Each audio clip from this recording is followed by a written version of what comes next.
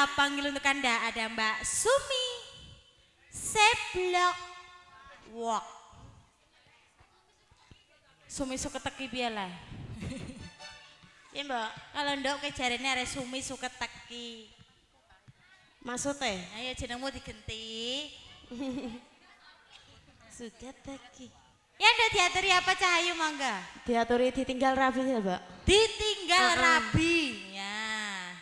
Iki lagune iki lho. Lagune cewek-cewek sing ning ngarep iki lho Mas Dindo. Walah, lah sapa sing njaluk? Gelem aku anggeriku sing dadi Anoman. Ya Ngger, sabar ya Ngger. Pripun bapake badhe ngersake tembang napa monggo. Ibuke monggo menawi badhe nyuwun lagu, adik-adike mbak-mbake monggo. Nah, iki mumpung enten kesempatan ketoprake gasik wis diwiwiti. Engko rampunge nyuwun jam pinten, Bu? Rampunge nyuwun jam pinten mangke? Jam 4. Lho. Gathok Pak bari sak main arek jam 4. Lho, gathok yang ngono kuwi, Mbak. Gathok Ancen. Iya ndak gathok. Ben ditanggap neh. Iya ben ditanggap neh. Ya iya ndak ngajeni duit tak ya ndak ya. Ya sabar sik ya Ngger. Mangga Mas ditinggal rabi.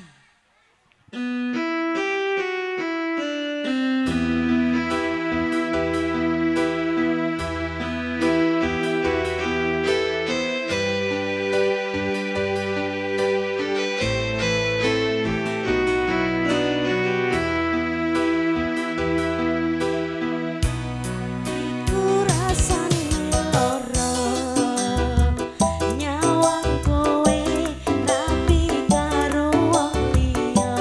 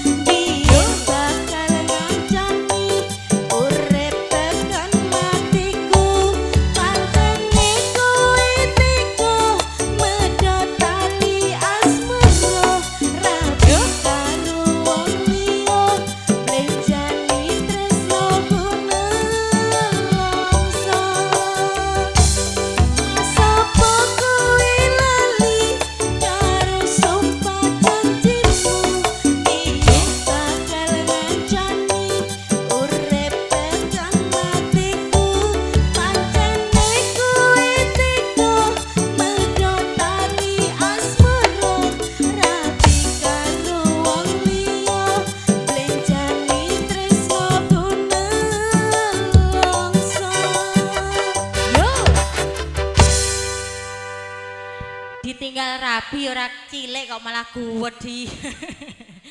Iya, ayem tentrem malah merdeka ya, Nduk ya. Oke, dilanjut kembali langsung dibablas monggo jeng Ririn. Wah. Ririn kecil. Lili niku ra nek bocah pelo, iki cah gedhe sing ngomong kok, Nduk. Ririn kecil. Prasasti cinta. Ngono, aturi ya, Nduk? Heeh, Mbak. Ya. Monggo prasasti cinta. Sapa iki mau sing nyuwun cah gandeng? Mas Lanang. Yuk monggo diaturi. Tukang syuting kok kagetan. Napa Pak De? Pak De kok wis cerak panggung ajeng napa? Ajeng napa? Ngerek kelir. Sik sedelok ngas ya, Dik. Wong kene kok ya pinter ya, Nduk. Apa kok pajerai wangi langsir, Dik ya? Heeh, nimbalku waduh banget, Dik. Ayo. Yuk.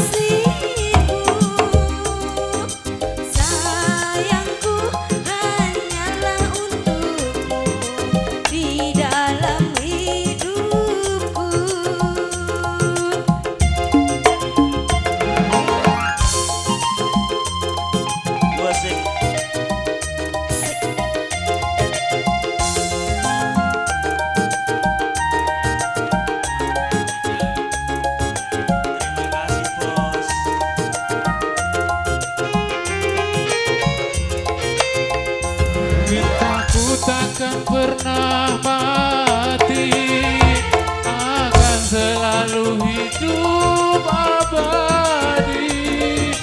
Getar menyentuh jiwa, indah kata ungkapan cinta.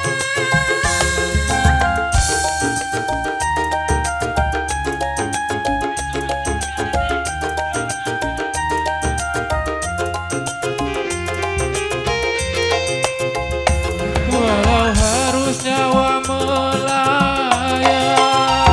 demi cinta akan ku korbankan. Andaikan laut tenggelam, cintaku takkan pernah pudar. Semoga saja cinta kita suci abadi, tak terpisah untuk selamanya. Semoga saja cinta kita suci abadi, tak terpisah untuk selamanya.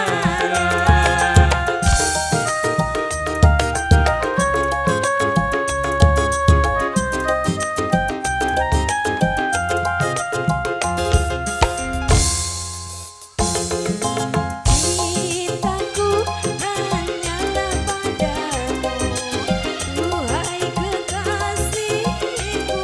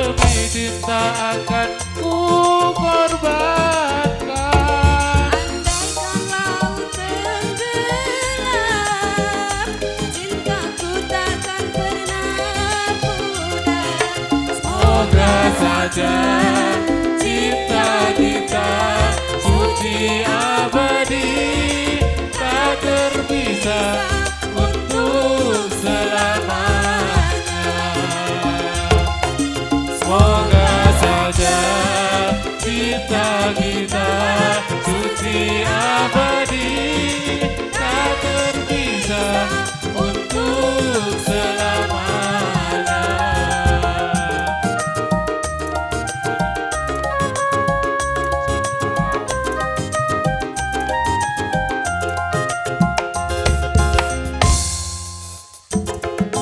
Cintaku hanyalah padamu, duhai kekasihku.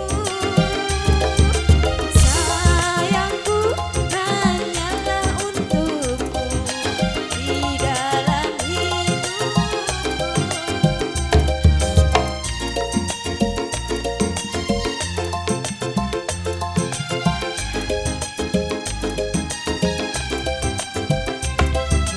Kehidupanku, kematianku hanyalah untuk dirimu. Cintaku hanyalah padamu, duhai kekasihku. Sayangku hanyalah untukmu di dalam hidupku.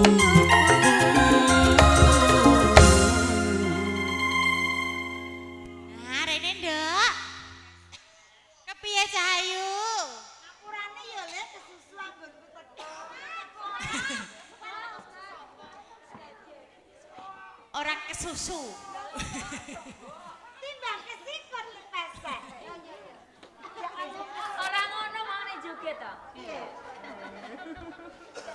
Lah isane alon-alon kok Le. Le, Piye nduk? kok padha goyang kabeh?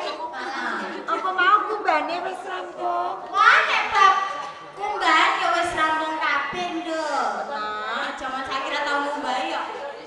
Ra tau ngumbahi. Lho, kira sandangane bapa lan biyung pirak ora entuk dikumbaning mesin, kudune dikumbaning kali. Ngono. Lha iku takon karo Sumi mau dikumbah apa ora? Ayo katoke bapak. Katoke kabeh. Kanane iki lho. Mau krimes endi? Sembrono krimes sapa? Sampe karo kamisan. Aku sing ulah ngalih ben swidak. Ya sabar, Nduk. Ate elek banget. Asik mawon. Lho, iki sapa, Nduk?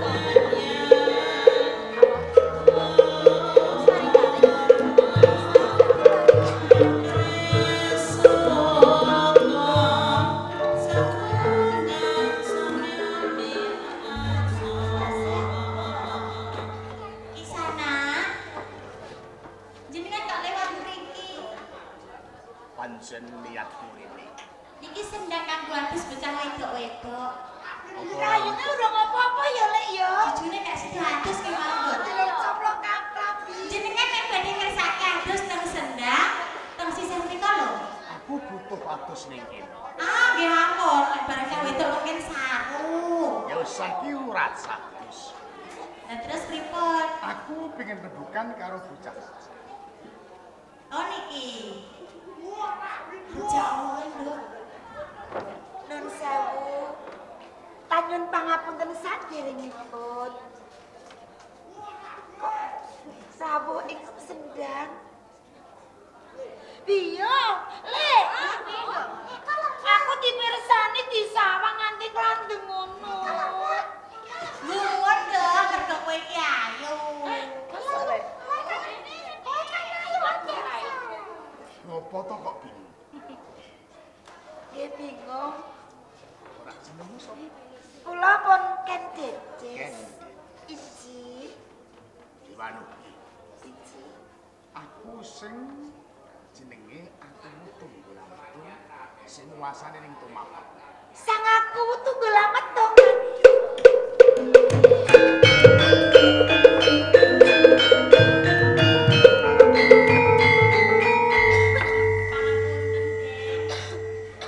Pangapunten nggih. Umpama kowe luput ora bakal tak pidono. Aku ora nate pidono marang pawon. Nih ya, sing pedes. Kae. Ya ken ya. Niki nika kan pesek. Nek ora kan pesek, ken adus, ken umbah, Ken rembes. ken rembes, ken ngedol.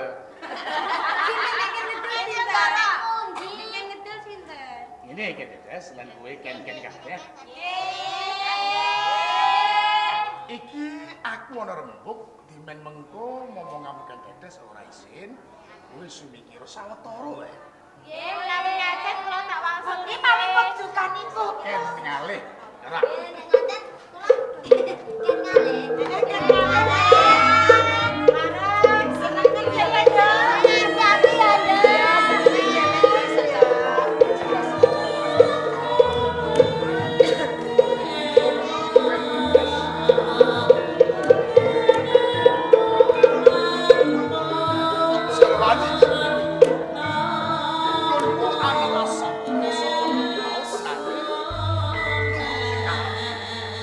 Kersanipun sangaku. Ngerti ya? Suwening aku jumeneng ing Tumapel iki durung duwe bojo. Mun ku ngangleng saka Pakuwon Tumapel iki mung aku golek bocah wadon kang bisa dadi sisian. Jagat tepung gendang. Nanging bareng aku ketemu kowe, kene ora saku kaya ngene. King menapa sangaku? Aku tresno marang kowe. Tresno. Sangaku. Lelipun tresno. Gelemo sederamu tak boyong, tak pundhut garwa. Dadi bojoku. Yen pangapunten nggih sangaku. Yen niku salah sawijining pengayoman. Wong iku namung saking desa. Bidane apa? Ah, iki lho, boten. Wong iku namung saking desa. Kirang totolan ramsil apa sangaku. Mengko tak sinaoni. Boten. Kurangane apa aku kene Des? Boten wonten ingkang kirang kok sangaku. Ngono kaya apa? Ah, boten. Boten sangaku. Wajri. Kowe wedi karo sapa? Lho aku medeni. Boten. Yen ora gini kok kowe mau. Satunggalipun piyai Agung Tirta. Kula rejet kok sangaku. Karo sing janlo.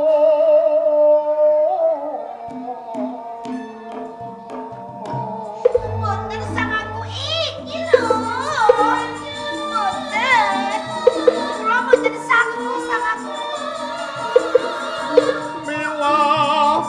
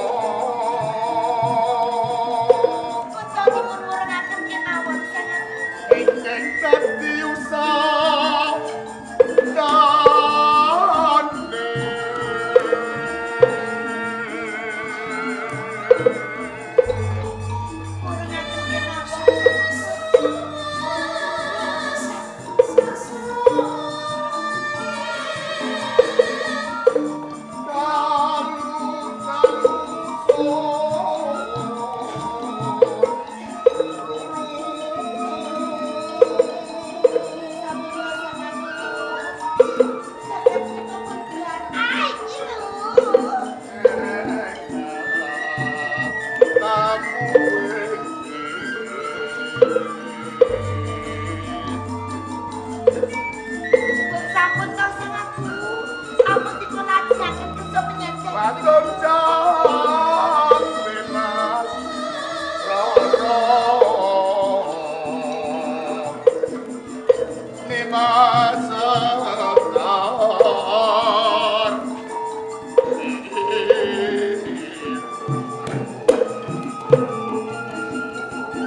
Boten sangaku.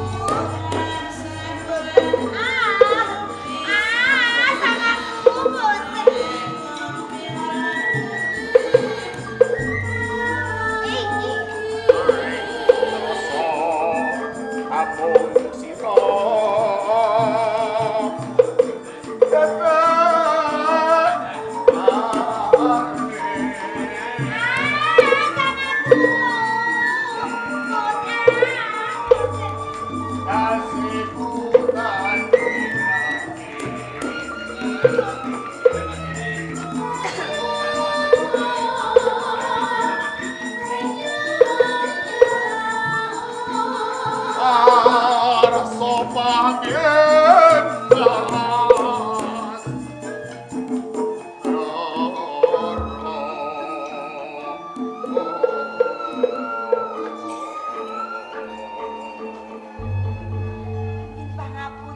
lu atas aku ke pengayoman tak rewangi klesetan ngemis-ngemis katerstan ning kowe semune kok wangi yes lu yen kowe gelem bakal mulwat uripmu nanging yen kowe nampik kowe bakal ketun Ki menapa geter sang aku? jalan yen kelakon tak boyong ing tumapel mengko kowe bakal tinumpuk bondo lan sakso nyiwenengen bondo nyiwon mula Boten. tak maksud Ampun sang aku. nek nganti mengko aku kebacut nggone nampik katresnanku kowe malah Boten. gelem Boten. gelem Boten. Boten. Sang aku.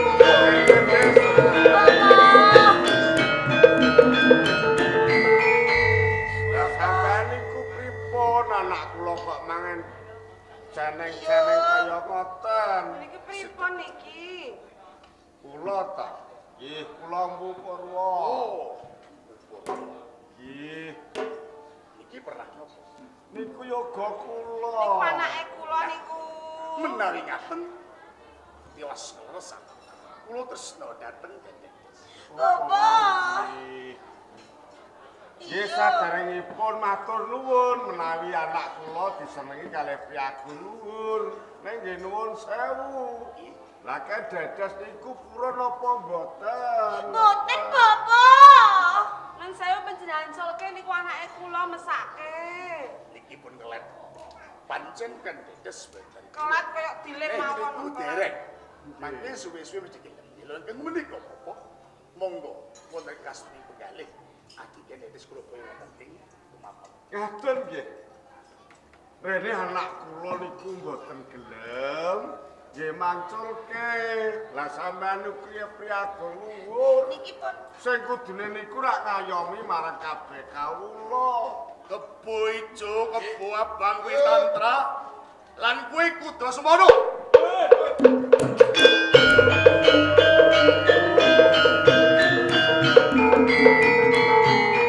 Kakang. Kakang kudu sepono. Aku tulungi. gampang karo nulungi yo Loh, Bapak. Iya.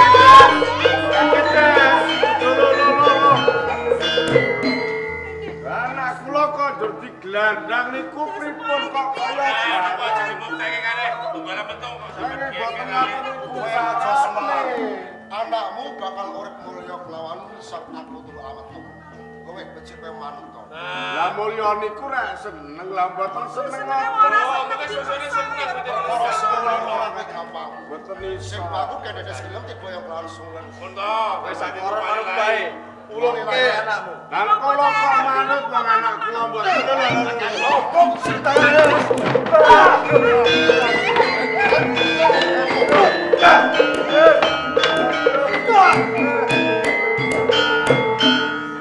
Jenengan kok sampean kok melawan kula to.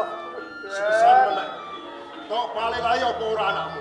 Motone sampean niku mali ayo kowe naune kowe. Rene anak Ora rasa. Bola metu kok. kula nggih mboten mali lae wong Ora mali lagi. Ora ya. Sampeyan. Kok bali layo apa ora? ora tak mali lae rene anakku ora seneng. Tapi tetep ora tak bali layo. Ya ora tak mali lae. Buset.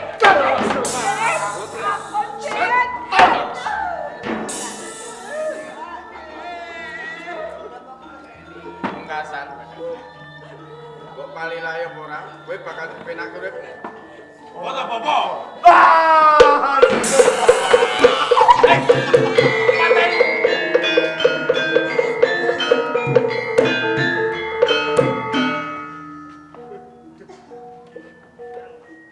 Kebojo.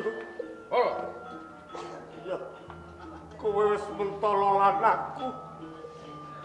Kowe wis natoni lanakku. Mula besok Patiku luwih lara lan aku.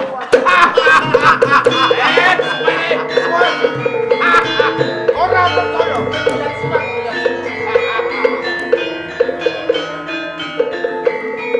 Opo?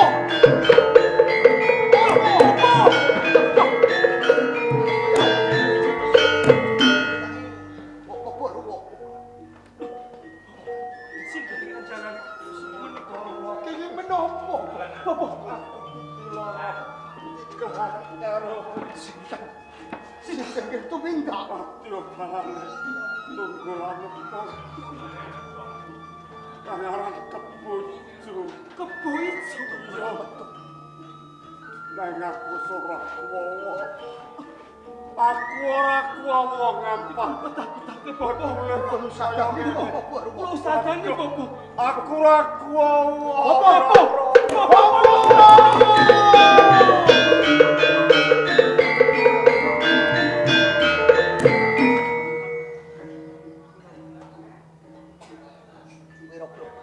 Kakang Memang. Cetha sing jalare sedane bopom pupur. Tunggul betul kebo ijo. Kae mono wadya balane wong ing tuwapel. Ora kleru kapetan. Punarepane boboh lan biung tak pasrahke kelawan kowe. Sampai pening dikaku. Aku sing bakal sumpah untuk. Aja, bakal. Kudu Mas Agni.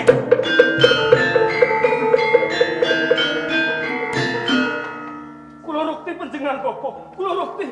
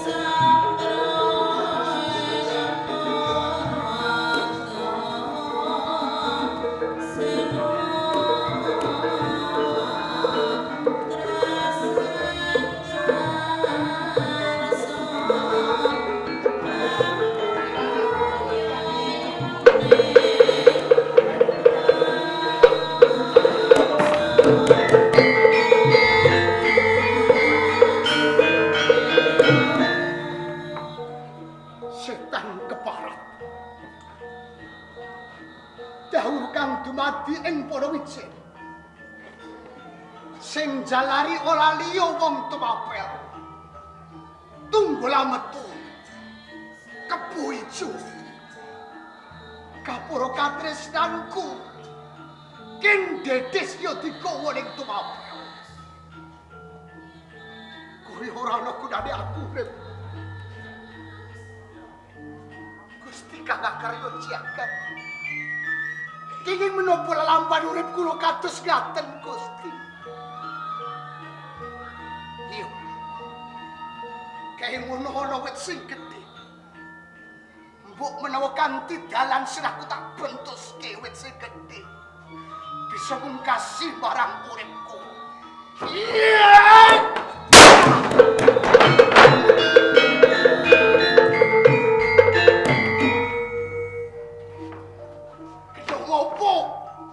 Kena ngopo aku ora mati.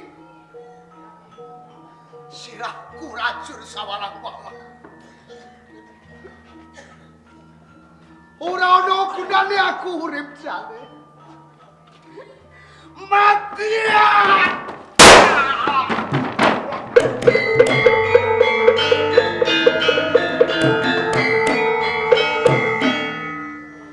Aku ora iso mati. Kena ngopo Gusti? Tanpa petah aku urip ing jagat sesrawungan. Aku ora bisa sinanding ken dedes. Kapur wong atuwaku sing minterke kelawan aku. Bobor simpupur wong uga tumekaning pati. So, ganti dalan iki. Aku sing duwe soro. Supaya bisa mati kanthi dalan iki. Hei! Kinaro! setan bulak karautan. Metuan sapa kowe? Adepono iki aku Maiswagni. Hei, Kenaro! Metuan sapa kowe?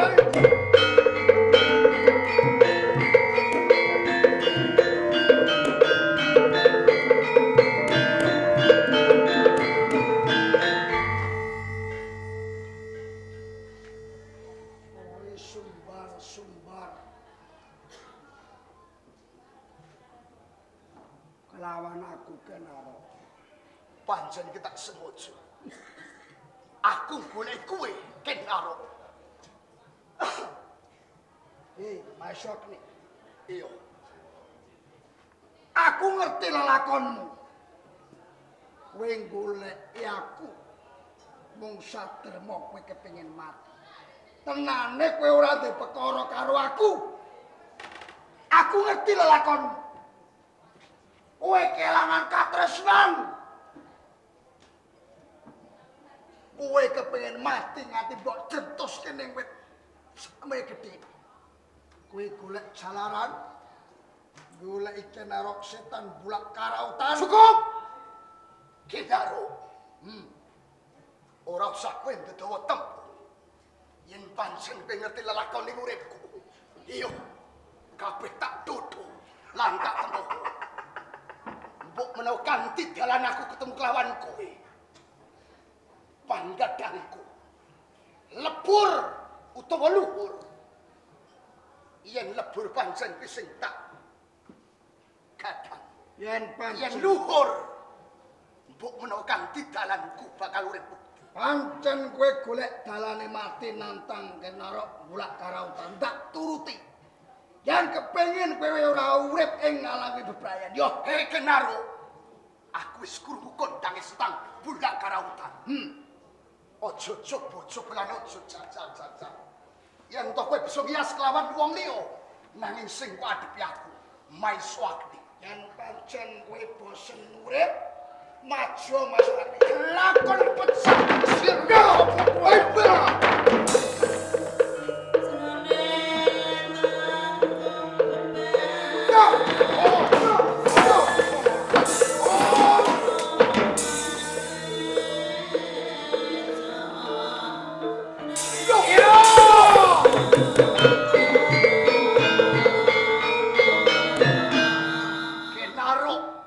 Setan bulak karautan.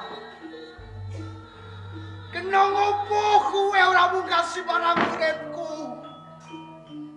Ora. Bopong-bopurmu. Ken dedes. Pion sempurni. Ora.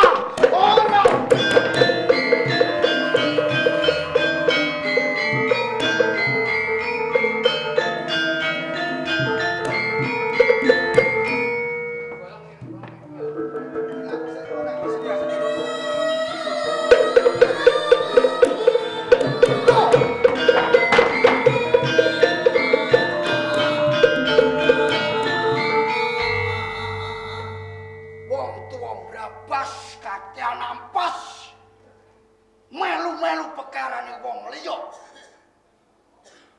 Ora ngene wis tuwa. Melu-melu pekarane wong liya. Ana upawongan pengin setor nyawa kelawan aku. Yo kene mbok alang-alang. Apa kowe kepengin mati, Yen kowe kurang trima. Nggonmu glut lan bocah kanoman kae. Iya. Dudu sapa-sapa. Musuhno wae aku. Piye? Kowe? Wong sing jaduk wae ora wani.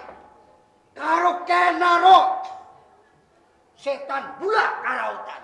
Saya-saya kowe wis tuwa. Kempong perot. Ndak ibaratake kowe wit wis gapuk, kropos. Ngadeg wae ora gawe teken ora iso jejeg. Kepengin jajal lawan setan karautan. Yo, aja mung jroning pangcap. aja mung jroning lesan. Yen kowe kanuman keng duwe aji, ayo ketapno leganing atimu.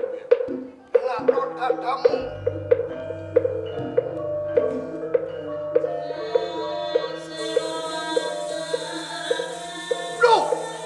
Belum.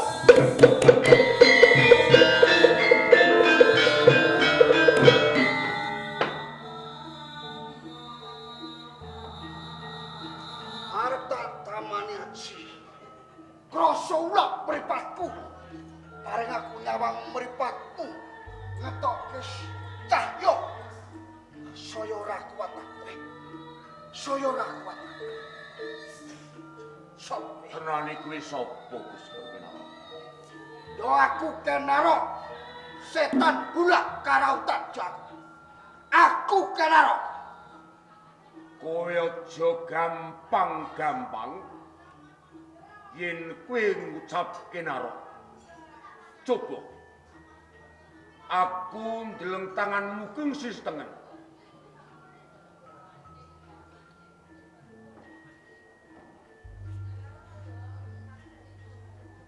Saiki ganti tanganmu keng sisih kiwa.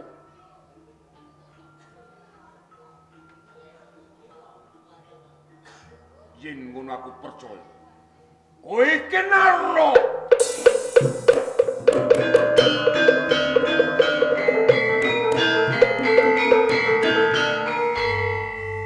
Tepungke wae aku. Sopo? Aku Danyang. Saka ing tanah suci India.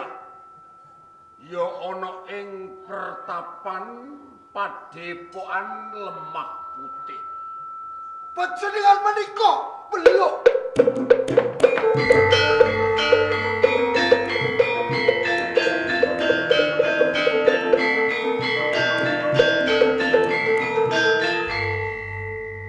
Kenaro. Jroning aku mempersemedi ana ing panggung Sangga Buwana. Ing wanci tabuh kaping 12 aku nampa wisik saka ngersaning Bathara Wisnu. Aku kudu jumusuk ana ing tanah Jawa Wetan kanthi numpak godhong lelateng apa pamrih. Yen ketemu lan Kenaro pratandha gambar ing tangan tengenmu ana gambaring cakra sing sisih kiwa kuwi gambar krawan. Kenaro, aku ngerti. Yen kowe anake Gajah Para, ibumu Kendhok, lahirmu ana ing desa Jimut, nanging Kenaro kowe titising Bathara Wisnu. Nalika ibumu Kendhok lunga ing Tegal lelateng ketemu lan Bathara Wisnu satemah padha carpasmara. Tuwa katsenan udin kurang jabang bayi. Leripun ing jabang bayi kuwi dibuang ing tengahing kubur mung imane Kenaro. Dadak sing ngopeni kuwi raja rajaning Brandal sing jenenge Jaka Lebong.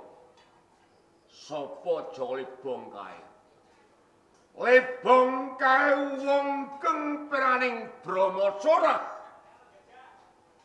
Urip ana ing desa Ngadesa, ana ing desa Tangking, lan ana ing desa Rambutan. Aku supaya ngumbah marang akhlakku. Kenaro? Kula Ana ing kitab Weda wis nyetakake. Genguni kaya mangkene. Aneka sapo sakapang yo capanta kasapaso. Sing tegese yen kowe urip medhuwa paring daling kautaman tumuju ing kajujuran jalan lamun kowe besok bali ana ing alam mula-mulane kowe bakal manitis timbang lan paketi paling jagati bebrayan. Kenaro kowe dadi buroning negara mula inggih. Yen kowe kepengin dadi wong sing becik anuta kandhaku jalaran. Kowe urip ora mung sadelok ning luwih suwe urip ana ing besuke meneh.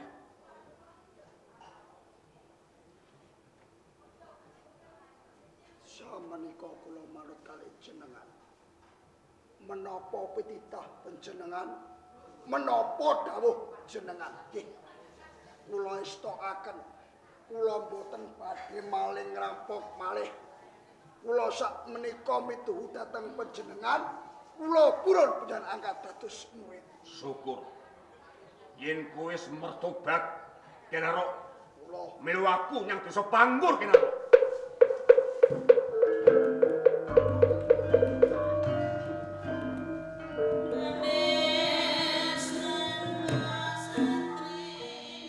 apa kanthi dalan iki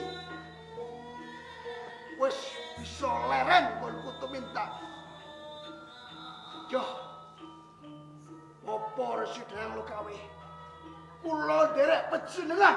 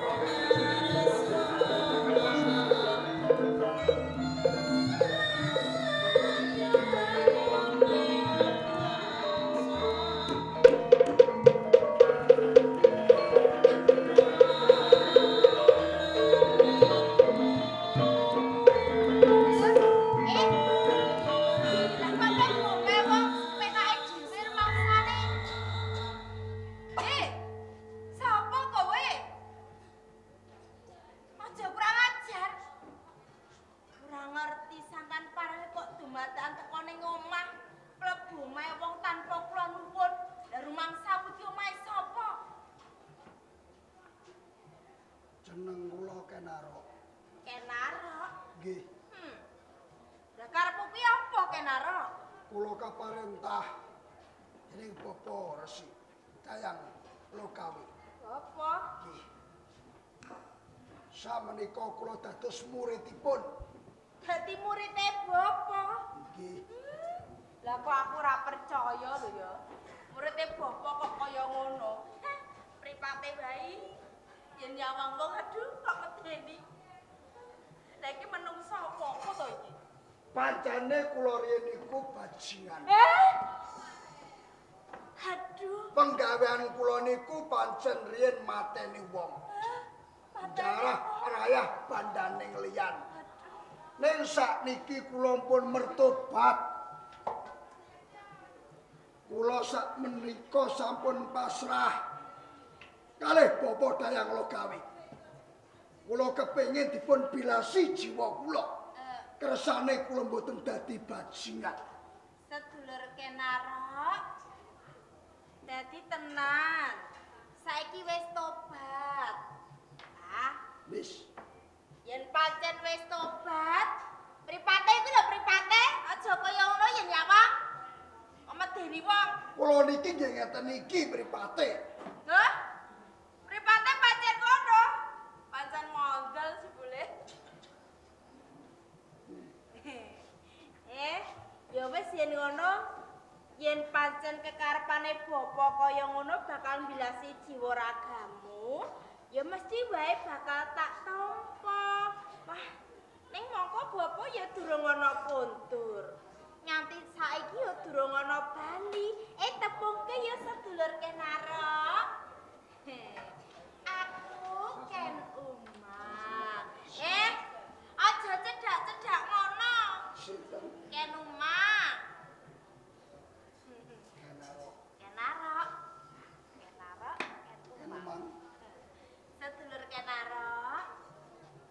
Kowe isih legan apa wis duwe bojo?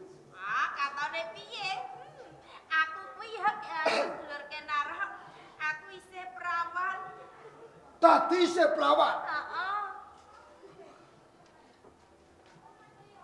Apa? Yen ngono padha karo aku. Padha piye lho kowe ki wong lanang kok padha? Aku isih Joko tegese. Isih Joko. Lah terus nek Joko ketemu karo perawan? Yen bisa kowe gelem dadi kekasihku. Hah? Aduh. Lah kok ngene? Nggih. Sik ta. Aja ngono to, sedulur kenarok. Nek kowe iki cedhake aku koyo ngono aku terus wedi. Yen watak kae ora ana tambane, yen watuk ana tambane. Aku ki ya wis kene iki. Sing alus. Coba sinau sing alus. Yo. Yen kowe gelem dadi kekasihku, aku tak sinau sing alus, aku gelem. Tenan. Tenan. Wah. Lagi iki aku cedhak karo wong lanang. Padha. Hah? Aku yo lagi iki cedhak karo wong wadon. Duh. Rasane jantungku kok kaya ngene. Piye jantungmu? Aduh. Kaya arep copot-copot to. Kowe jantungmu arep copot, yang jantungku arep ambrol. Oh. Apa iso? Kowe tenan kan omang? Kan omang? Sing tak jaluk tamponen tresnaku kanggo selawase. Yen ngono wiwit dina iki aku yen ngundang kowe Kakang ya. Kakang Keng Arok. Aduh. Lagi iki ya Piye? duweni kekasih, yo lagi iki aku diundang bocah wadon kakak. Rasane piye? Rasane nyos. Mak nyos apa? Lho, ning tengah alas. Aku diundang setan, diundang bajingan, diundang iblis. Ning bareng kowe nyebut undang aku kakang. Kaya tot balung kuwi ora ana dayane. Kakang Ken Arok. Mbok menawa pancen biyen sampean kuwi bajingan. Nanging gandeng aku ketemu sampean sepisan iki rasane yo beda kelawan padatan. Atiku iku yo kandha yen aku kuwi tresno kelawan sampeyan. Mula senajan to sampean biyen kuwi rampok, gaweane brandal ning bakal tak tampa sak wutuhe. Tak trima Kakang ora apa-apa. Mergo aku tresno kelawan sampeyan. Aku ora percaya. Aku njaluk buktine. Yen pancen kowe tresno kelawan aku. Bukti? Wis to sampean njaluk apa wae bakal tak wujuti. Waton ora mudune lintang lan rembulan. Aku njaluk kepengin mbok pijeti uga mbok rengeng-rengengi. Oh, jaluk dipijeti. Amit ya, Kakang. Ah, ngene iki lho. Lagi ketemu kok terus jaluk pijet. Tresno apa ora? Oh ya. Tresno.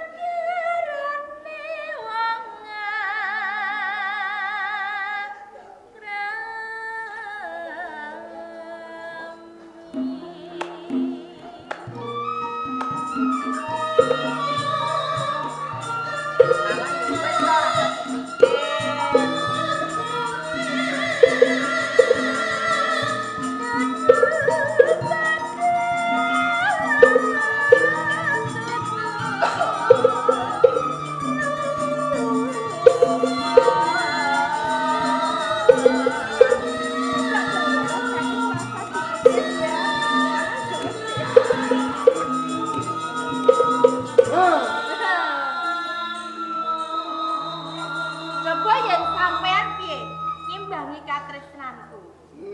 Coba. Aku Iya. mentolo kowe. Sing njaluk aku. Aja ngono to. Kok terus medeni. Maksudke Aku mah. Omongan